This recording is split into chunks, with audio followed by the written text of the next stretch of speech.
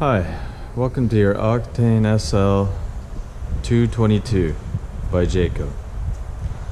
We're going to start the tour of your new trailer on the outside, and we'll begin at the tongue. So, first thing we'll note at the tongue is your propane storage. Comes with this nice propane cover that gives you access via this top compartment for our purpose. I'm going to take it right off so I can show you the crossover valve at the front.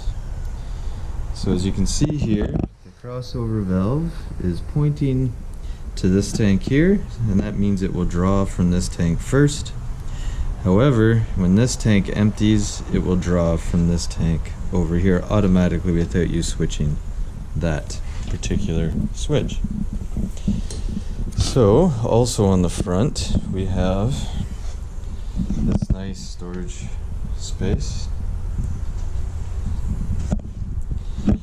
as well as your solar ready connection point. We have your breakaway control switch. If your trailer ever becomes disconnected from your vehicle, this will pull the pin out and engage the trailer brakes. Conversely, if you ever have an issue with the trailer brakes being stuck on, this would be the first thing I'd check, that you may have a missing pin or it's maybe just pulled out a bit and therefore engaging your brakes. Moving along to the front here, we'll notice that there is an inline fuse with your tongue jack. So if this is ever not functioning properly, this might be the first place to look. That, or whether there's any power in your battery or you're hooked up to power. If it still isn't working, there is a plug at the top here that you can remove and use the manual jack found in the front compartment. We have a cargo loading light at the front, and we have power up and down. We also have some additional night loading light. Moving along the front, we'll come to storage for your sewer hose, as well as access to your front compartment. This is where you'll find your manual tongue jack, as well as the jack for, or the crank, sorry, for the stabilizing jacks. There's 4 of these at each corner of the trailer. They're not meant to level the trailer, only to stabilize. Next we come to the battery storage compartment. I pre-unlocked it just for keep my hands free. Then next we come to your hot water tank access. Important to note here, the drain plug and the pressure relief valve. We have the venting for your refrigerator, as well as the drain. It's important that this is always outside and that this whole cover remains free from any obstructions, as you need the venting for the fridge to work properly. We have your power connection to your park power supply here, as well as the cable TV and satellite input for the trailer. We have your outdoor shower.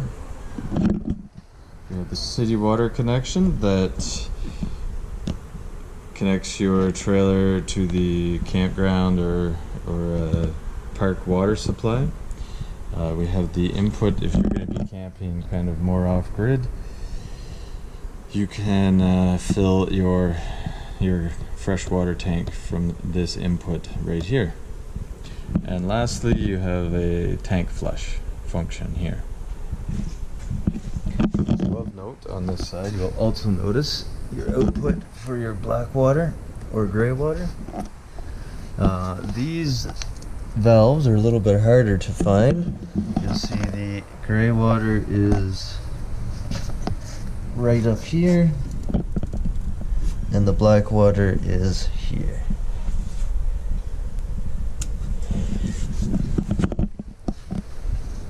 So moving along, we'll make note of some venting that you can open or close on the inside of the trailer. This venting is mostly for some extra airflow when you're transporting any vehicle, especially gas powered, that would have some extra fumes that you'd want to vent. We have ladder access to the roof. Pull the pins either side and then pull the ladder down and you may enter the vehicle, or enter the ladder and gain access to the top of the vehicle. Here we have the back of the trailer. Up top, there and there we have cargo ramp loading lights. Access to the ramp is gained via lock, which I've previously unlocked, and this mechanism here, which I previously opened one side. So what we'll do is normally you'd unlock and then pop that up on both sides, pull that down, and this is fairly easy. It is assisted, so I can do this one-handed while I film, and this will give you access to your ramp that has anti-slip surface on it. However, we will move to the inside of the trailer now. Of note, before we go in, you'll notice there are 1 and 2 outside speakers underneath your awning, which I will put out for you in a minute.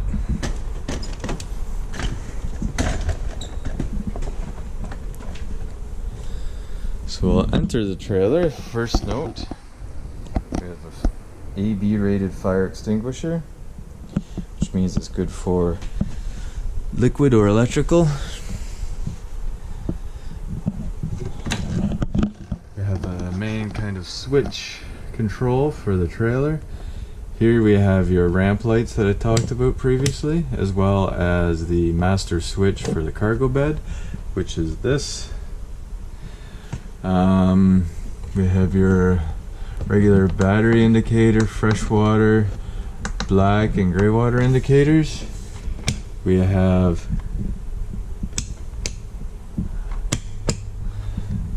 light switch there. We have your awning control.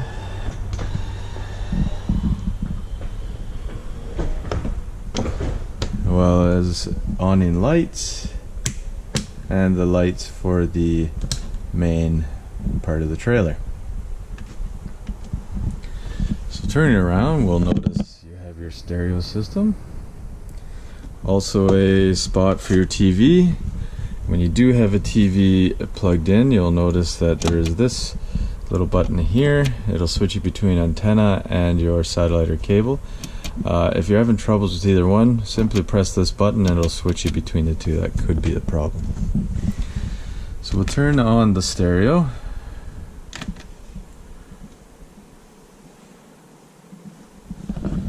So the one thing I want to note is for playing, there's two kind of zones in these trailers. You have the inside speakers and the outside. The way to access the outside speakers would be through the select button. You'll see bass, treble, balance, fade.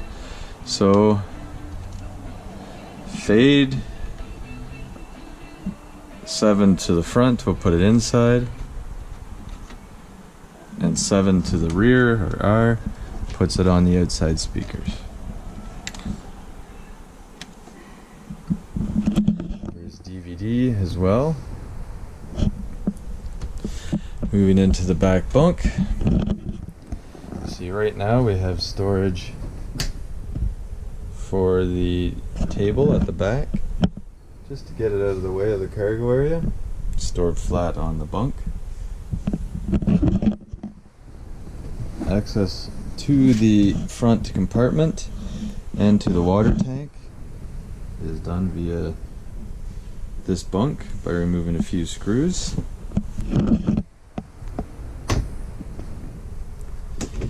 Into the bathroom.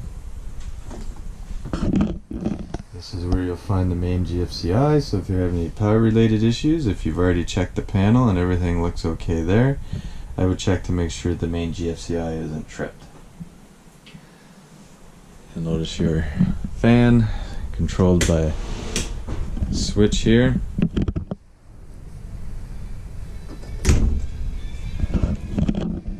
Next we come to your refrigerator.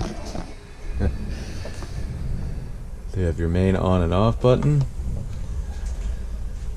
We also have your button that'll switch between electric and gas. If this light ever comes on while you're on gas, that is to indicate you need to check the propane system. Chances are you simply haven't maybe undone the valve at the front where the propane is. Next we'll come to your stovetop or range top.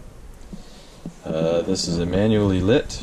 Once you turn this into the light position, you can light it with a barbecue lighter, match, or whatever you prefer.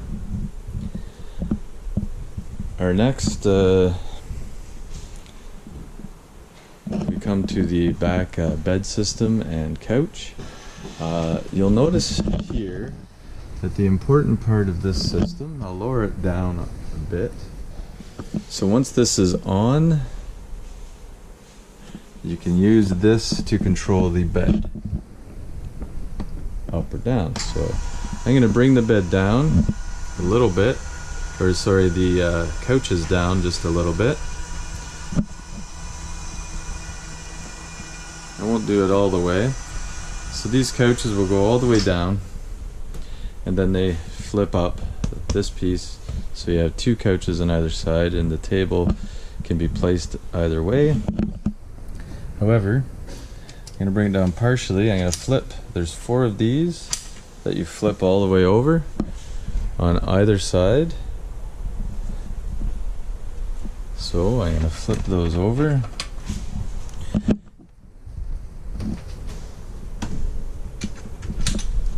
There.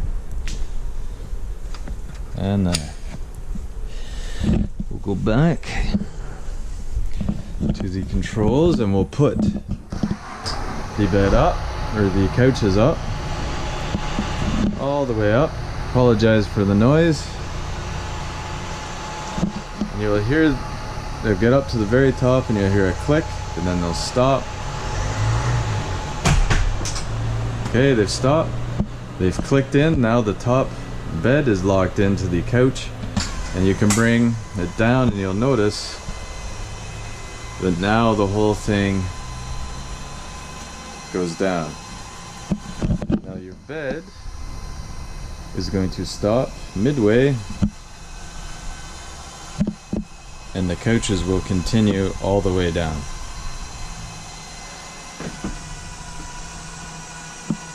Like such.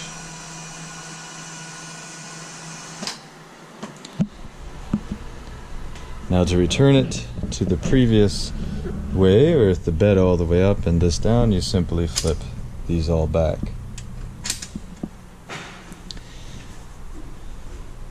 So we'll put it back up. Now this couch, you see it straps in, but it also folds down into a small seating area.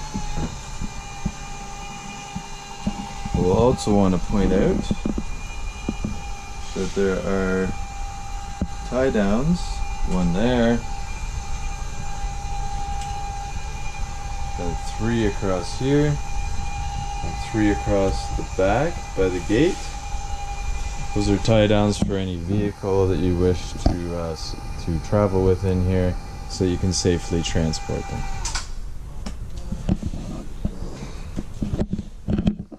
Of note here, this is a carbon monoxide propane detection. It'd be a good idea to test this every so often. I recommend every 6 months when you test your smoke detector. That way you know it's done.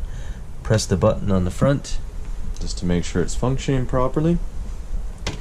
Here is your control panel. Have your breakers and your fuses.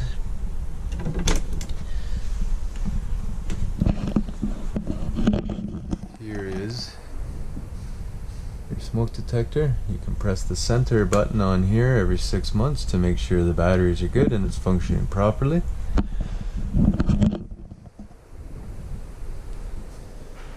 So I know I had mentioned on the outside we had these 2 vents. These are for extra venting for any gas-powered vehicles. If you're transporting any gas or such, it'll help to limit the amount of gas smell. When you do open your trailer, you simply pull them there all the way to the right, as well as this one down here.